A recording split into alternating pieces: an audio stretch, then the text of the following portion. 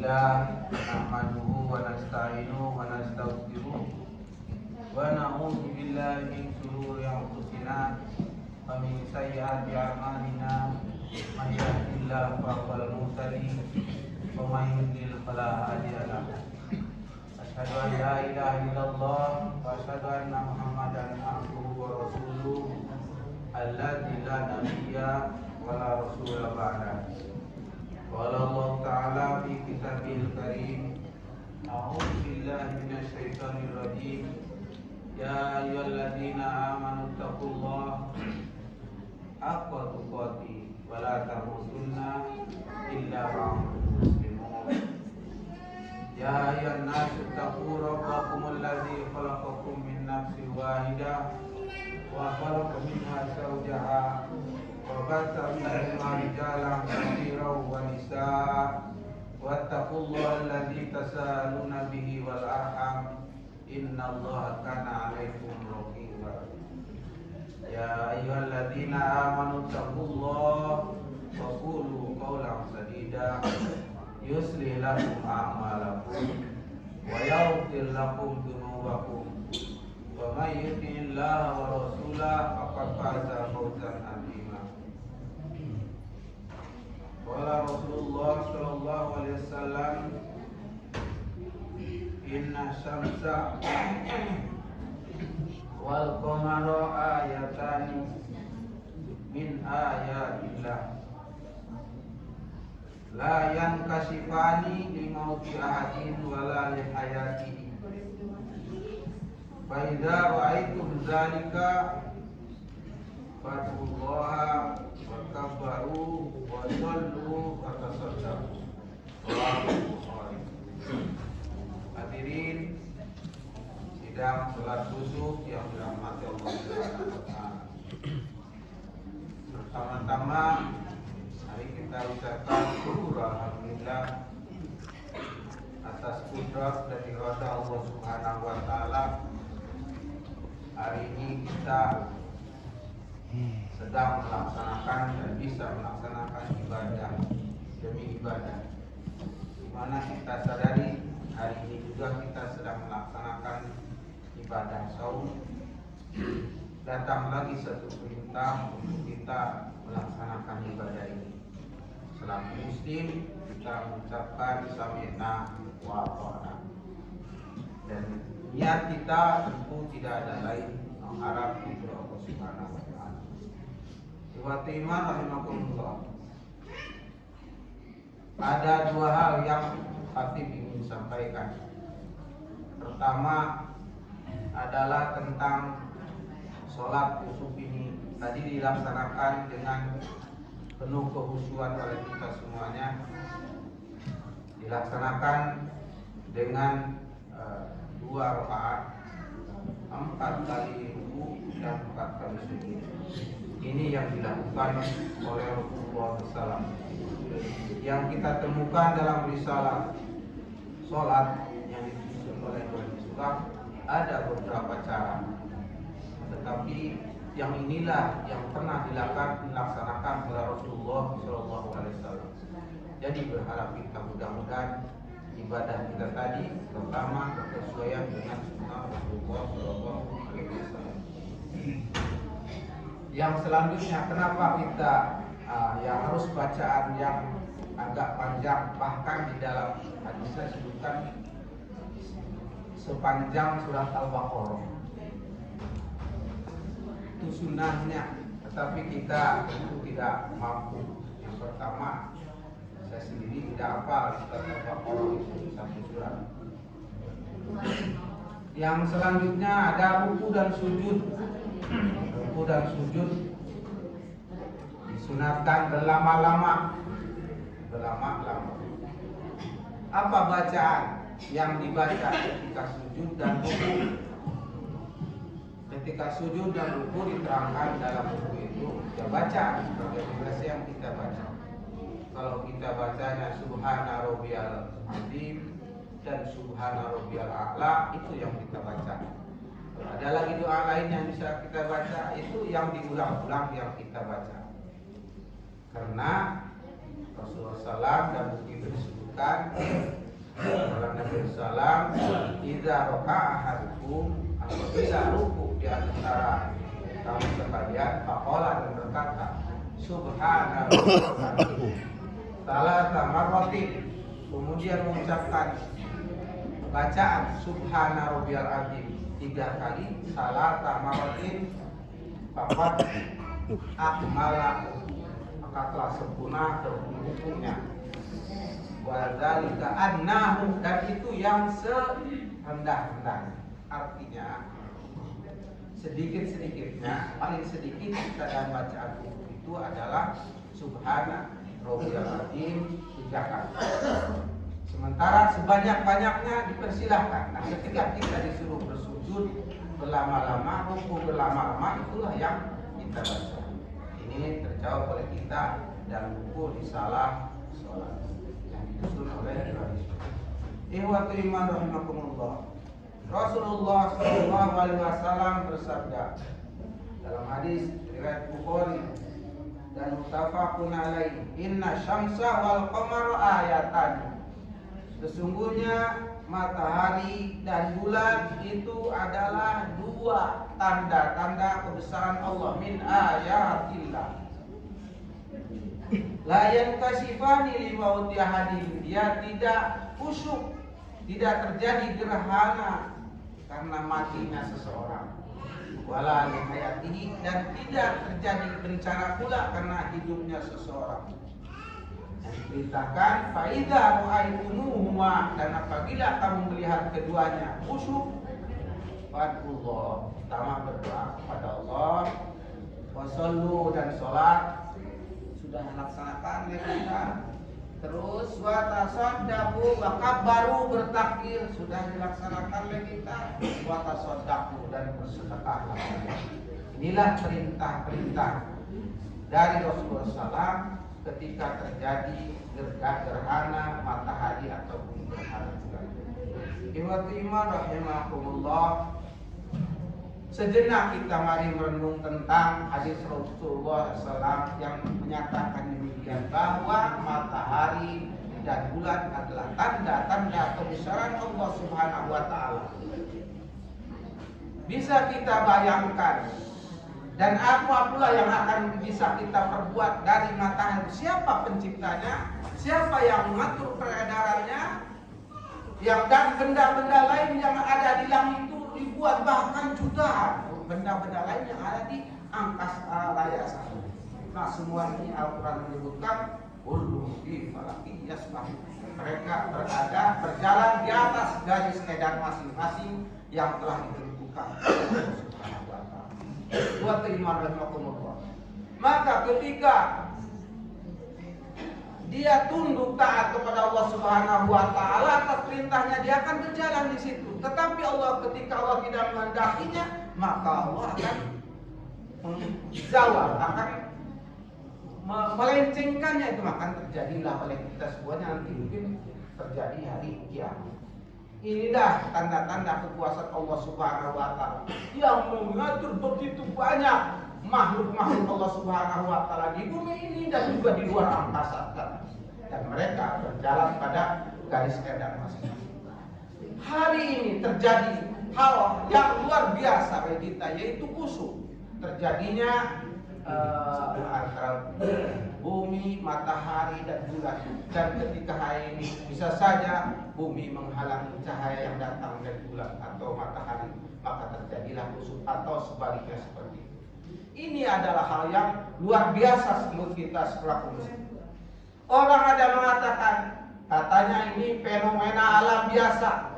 Fenomena alam biasa. Maka saya katakan kumpullah orang semacam ini, karena dia tidak mengakui adanya pengatur dari alam bumi. Karena dia telah melecehkan Allah Subhanahu wa Ta'ala yang pertama, dan tidak mengakui akan adanya Allah Subhanahu wa Ta'ala yang mengatur seluruh makhluk bumi di muka bumi ini, termasuk planet yang di atas bumi, matahari, dan bulan. Tapi ketika ini terjadi, maka ini adalah sebuah keajaiban dari kita, sebuah terjadi yang amat luar biasa bagi kita semua. Oleh karena itu sunnahnya kita tadi adalah bertakbir kepada Allah Subhanahu wa Ta'ala. mengagungkan asmanya, bertahmid, memuji atas nama Allah Subhanahu wa Ta'ala. Karena keluar biasaan Allah Subhanahu wa Ta'ala dalam hal mengatur ini. Siapa di antara, belum lagi dia mengatur manusia, tetek bengeknya yang lain-lain dan sebagainya, semuanya diatur oleh Allah Subhanahu wa Ta'ala. Siapa yang bisa mengatur hal semacam ini selain Allah yang Maha Kuasa? Waktu iman rahimahullah. Memang tadi disebutkan inna syamsa wal qamara ayatan, di tanda-tanda kebesaran Allah Subhanahu wa Ta'ala. Maka orang ateis tidak mengakui akan adanya Tuhan, tidak mengakui keberadaannya Allah Subhanahu wa Ta'ala tadi, dan mengatakan fenomena alat yang terjadi setiap hari.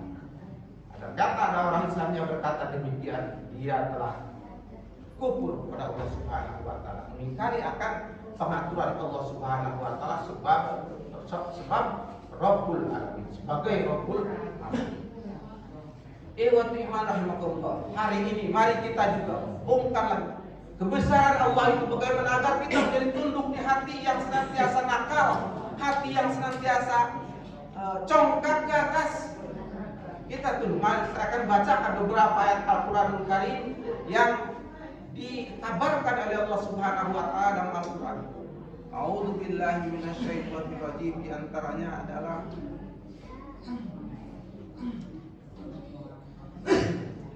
tentang gunung. Allah berfirman di dalam surat Thaha ayat 7 sampai ayat 5. Wa yas'alunaka 'anil jibal. Mereka berkata dan bertanya tentang gunung. Fakul, katakan wahai Muhammad, yansifuha rabbi nasfa, kami akan hancurkan itu gunung sehancur-hancurnya. Bagaimana Allah menghancurkan gunung yang di bumi ini saja begitu banyak gunung? Dengan apa dia menghancurkannya? Entah dengan apa, dengan kekuasaannya, maka dia akan menjadi hancur sehancur-hancurnya. Begitu kata Allah Subhanahu wa Ta'ala, kul yansifuha rabbi nasfa wa yadruha qa'an soalan, akan kami jadikan bumi ini rata, la taro iwajan wala amta, yang kamu tidak akan lihat rendah dan tinggi. Bumi akan dijadikan demikian. Coba kita bayangkan, bisakah manusia sedunia ini untuk meratakan bumi semacam ini? Tentu tidak akan ada, hanya Allah yang Maha Kuasa. Begitu kata Allah Subhanahu wa Ta'ala. Ini kita sedang berbicara kebesaran Allah Subhanahu wa Ta'ala sebagaimana yang terjadi saat ini, yaitu terjadinya kusuf bumi, bulan, dan matahari. Selanjutnya Allah Subhanahu wa Ta'ala berfirman dalam surat Al-Anbiya, alam yarul ladina kafaru anna samawati wal arda kanata ratqa. Tidakkah engkau memperhatikan wahai orang-orang kafir, inna samsa wal qamara inna samawati wal arda, sesungguhnya langit dan bumi ini kanata ratqa, dulunya itu menyatu, dulunya satu bagian dulunya. Bisa kita membayangkan jutaan ribuan tahun yang telah lampau seperti yang telah lalu, tapi diterangkan oleh Al-Quran, diberitakan oleh Al-Quran bahwa bumi dulunya adalah benar. Fafataqnahuma, terus kami pecah kedua-duanya. Kami pecah keduanya, jadilah bumi dan langit. Itulah keterangan yang disampaikan oleh Allah Subhanahu wa Ta'ala bahwa bumi dan langit asalnya satu, kemudian dipisahkan oleh Subhanahu wa Ta'ala. Di mana letak kebesaran Allah Subhanahu wa Ta'ala? Bagaimana memisahkan antara bumi dan langit? Siapa yang bisa? Dengan tangannya sendiri Allah memisahkan kedua ini, maka terjadilah langit dan bumi. Lalu Allah ciptakan kullu wa ja'alna minal ma'i, kemudian kami jadikan air. Dari air itulah kullu syai'in hayyin, ada kehidupan. Dan sampai sekarang berkembang biak binatang-binatang, termasuk kita ini yang memerlukan kepada air yang datang dari Allah Subhanahu wa Ta'ala. Ini Allahu Akbar, Allah Maha besar sekali hal-hal demikian, bisa memisahkan kedua-duanya. Ayat selanjutnya, bacakan ayat Al-Quranul Karim Al-Anbiya 104 menyatakan, kelak di hari ujung atau di hari kiamat kelak, di akhir daripada alam semesta ini, Allah menyatakan yauma natfis sama katoyis sijili lil kutub, ketika kami akan menggulung itu langit. Kata sijil lil kutub, seperti dia menggulung gulungan kertas. Masya Allah, kertas kalau kita gulung yang tipis tentu enak sekali menggulungnya. Bagaimana Allah menggulung ini langit dan bumi akan digulung oleh Allah Subhanahu wa taala. Yauma nabis sama kata sijil lil kutub. Kama badana awal khalqin, sebagaimana kami dulu menjadikan pertama kali ini dulu, pasti akan kami kembalikannya dia.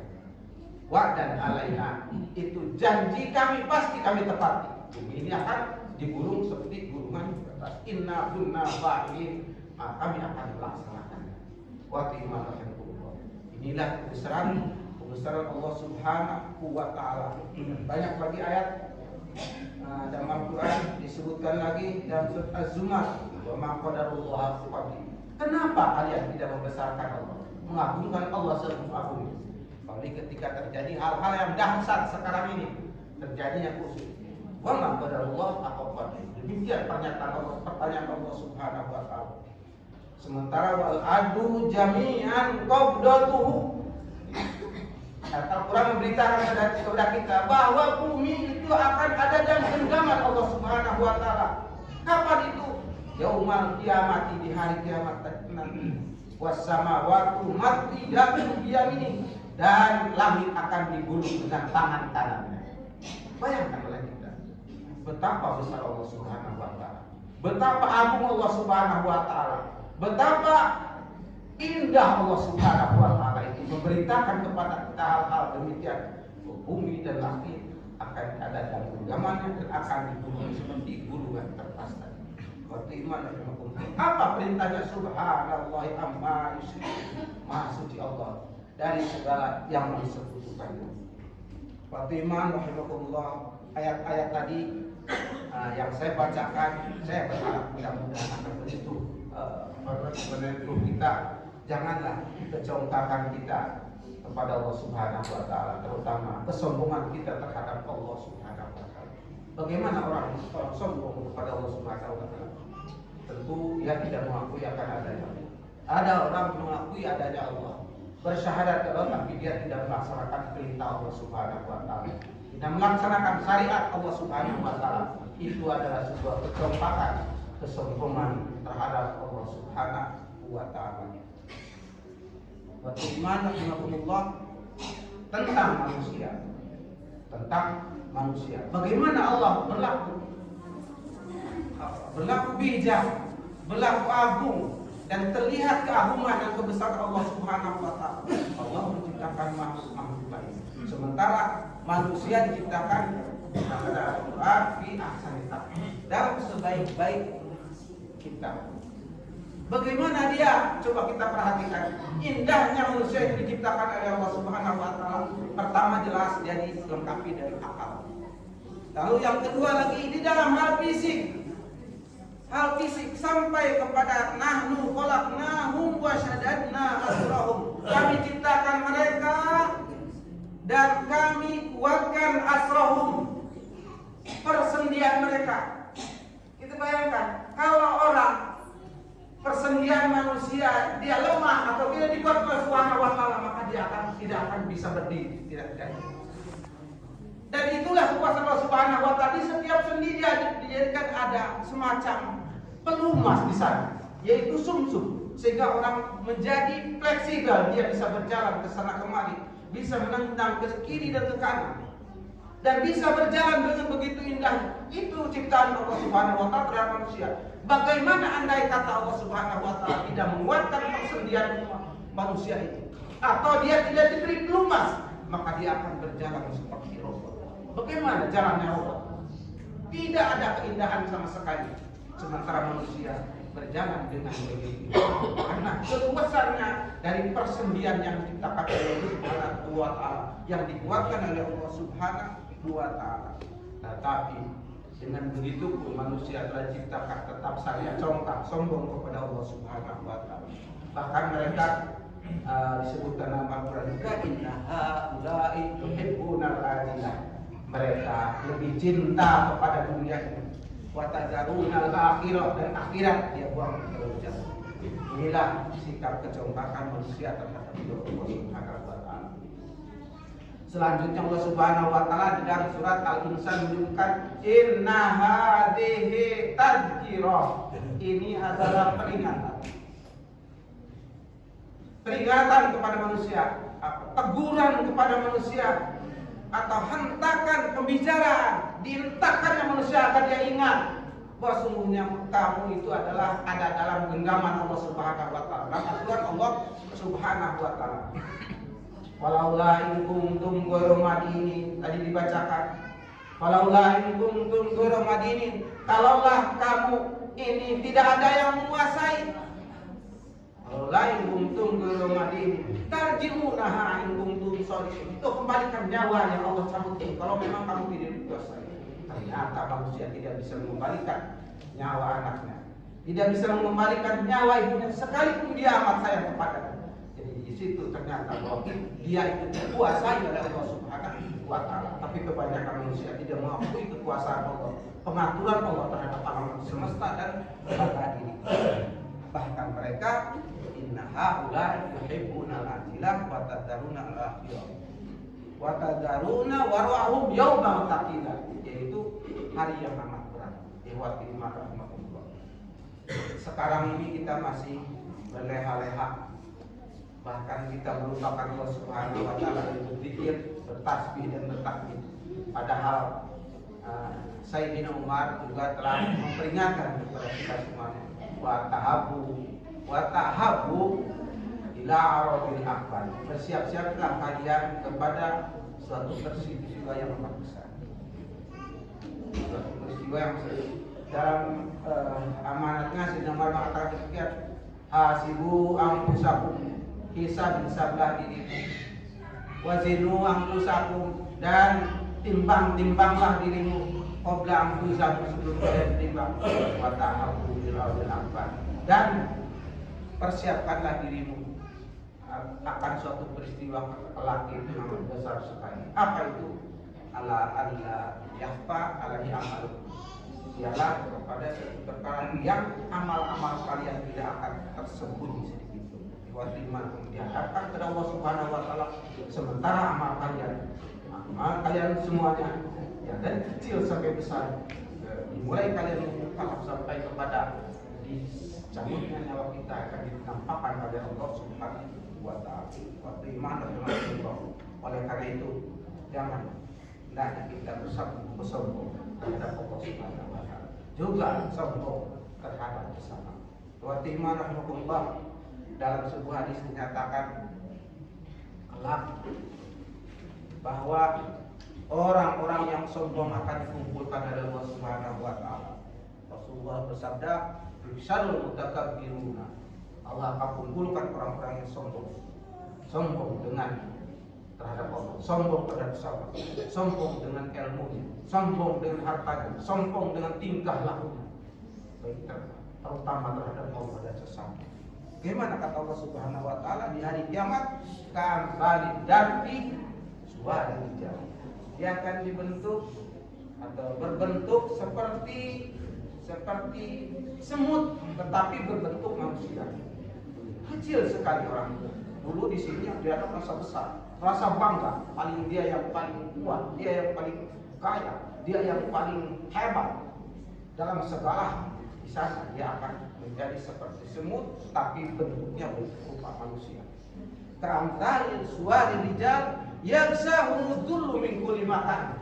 Diliputi kehinaan dari segala tempat. Itulah yang terjadi, yang bakal terjadi terhadap orang-orang yang menyombongkan diri terhadap Allah dan terhadap sesama. Waktu iman rahimahullah. Apalagi itu sebelum adanya pembalasan. Baru ditampakkan Allah Subhanahu wa taala bentuk rupanya seperti ini. Apalagi yang akan ditampakkan kepada orang itu, orang-orang yang suka minta ke sana, minta kemari, tanpa ada minta yang bukan keperluannya yang mendesak, tapi memang pekerjaannya dia minta. Ke sana datang, ke sini datang meminta. Terus seperti itu. Kata hadis Nabi sallallahu, la tazalul mas'alatu bi ahadikum. Orang-orang yang terus-menerus meminta di salah seorang di antara kalian hatta yalqallaha yaumil qiyamah, sampai dia ketemu nanti di hari kiamat. Falaisa 'ala wajhihi musabah. Dia tidak akan, mukanya tidak akan ada daging. Mukanya tidak akan diperlihatkan, ditampakkan, dihinakan oleh Allah Subhanahu wa ta'ala. Bagaimana Allah kembali kita kepada bahasa kita, bahwa mari kita kepada Allah Subhanahu wa ta'ala ini dengan kejadian atau khususnya matahari hari ini itu adalah tanda-tanda kuasa Allah Subhanahu wa ta'ala yang mesti kita renungkan dan mesti kita agungkan Allah Subhanahu wa ta'ala. Beristighfar kita. Tadi kita sudah sama-sama beristighfar, mengakui akan kesalahan kita, kerendahan diri kita, dan kita agungkan Allah Subhanahu wa ta'ala. Maaf pada Allah Subhanahu wa ta'ala. Insyaallah innallaha ghafurur rahim. Allah Maha Pengampun dan Maha yang sangat agung. Demikian yang dapat saya sampaikan. Rabbana lana najwadina wa dzurriyyatina qurrata a'yun waj'alna lil muttaqina imama. Rabbana atina fid dunya hasanah wa fil akhirati hasanah wa qina adzabannar. Wa sallallahu ala nabiyyina Muhammadin sallallahu alaihi wasallam walhamdulillahi rabbil alamin.